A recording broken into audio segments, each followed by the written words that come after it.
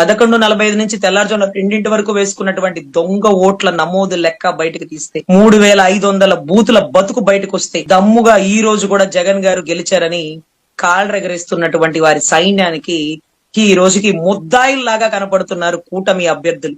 Either CM are deputy CM విద్యాశాఖ మంత్రి what ever it may be, ఆ పైన ఉన్న సెంట్రల్ అయినా సరే వాళ్ళందరికీ తెలుసు. ప్రజల్లో ఓపెన్ అయిపోయాం, ది వైర్ బుక్ రిలీజ్ అయిపోయింది.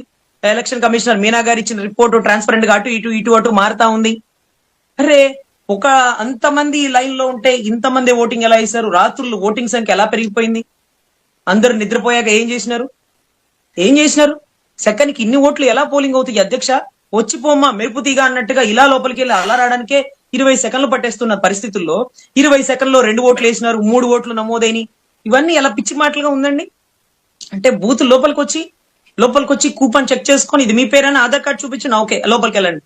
అక్కడ లోపలికి వెళ్ళి ఎమ్మెల్యే దగ్గర నొక్కగానే అయిపోదు, సైరన్ రావాలి. సైరన్ అయిపోగానే మళ్ళీ ఎంపీ అభ్యర్థి నొక్కాలి. అక్కడి నుంచి బయటకు వచ్చాక మళ్ళీ ఇంకు చుక్క.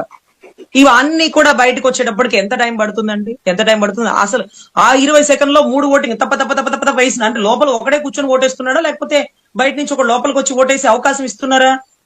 అందుకు కాబోలు పిన్నెల్లి రామకృష్ణారెడ్డి గారు అట్టే ఈవీఎం మిషన్ పగలగొట్టు పడేసినారు.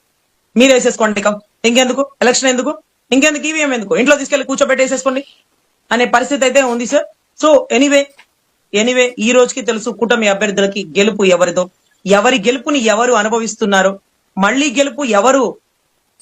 గెలుపు ఎవరిదో అన్ని వారికి తెలుసు. కాబట్టి దయచేసి బాలయ్య బాబు భారీ డైలాగులతో లేకపోతే లోకేష్ బాబు గారికి జాకీ లేసి లేపుతున్నటువంటి వాళ్ళ పార్టీ సభ్యులు ఎవరైతే ఉన్నారో వీళ్ళందరూ కూడా చాలా జాగ్రత్తగా ఒళ్ళు దగ్గర పెట్టుకుని 3 ఏళ్లు రాజకీయం చేయాలని కోరుకున్నాం. ఎందుకంటే గొడవల్ని రెచ్చగొట్టద్దు, ఒకరికొకరు కొట్టుకోవద్దు, లాంటి ఆర్డర్ని పరిరక్షించుకుందాం.